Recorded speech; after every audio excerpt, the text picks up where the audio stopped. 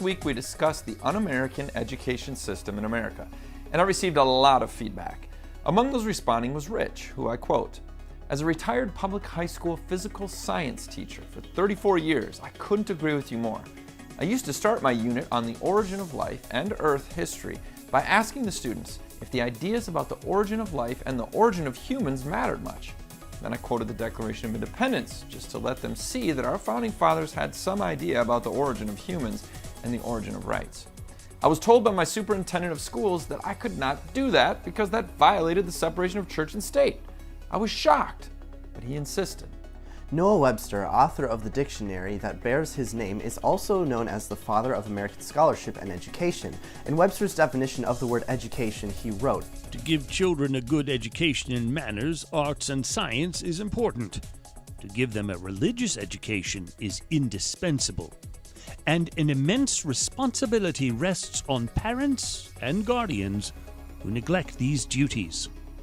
Notice his emphasis for education is not the responsibility of the government, federal or state, but rather parents.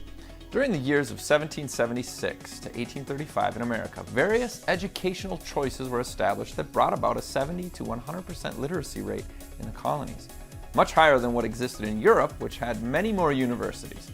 During the founding era, churches, not the government, became involved and established charity schools for the poor in the communities who could not afford to pay teachers. These were known as free schools. With the Bible at the heart of schooling, early Americans understood the role of government to be a simple one: protect the God-given rights of life, liberty, and property found in the book of Genesis. They understood the role of education as coming to know God and the scriptures, gaining knowledge about creation, learning what was needed for a productive life, and learning to live right by God. Tragically, public education has become a godless, monolithic monopoly today overseen by government bureaucrats rather than parents, with forced compulsory attendance and content that is more about teaching students what to think rather than learning how to think.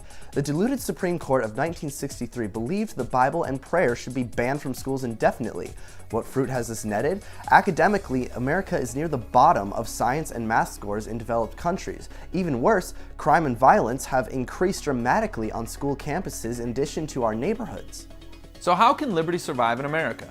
By teaching the safeguards of liberty.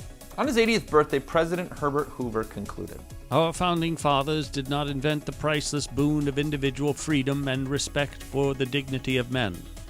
That great gift to mankind sprang from the Creator and not from governments. If our youth are rightly instructed in the faith of our fathers, then our power will be stronger. The great documents of that heritage are not from Karl Marx.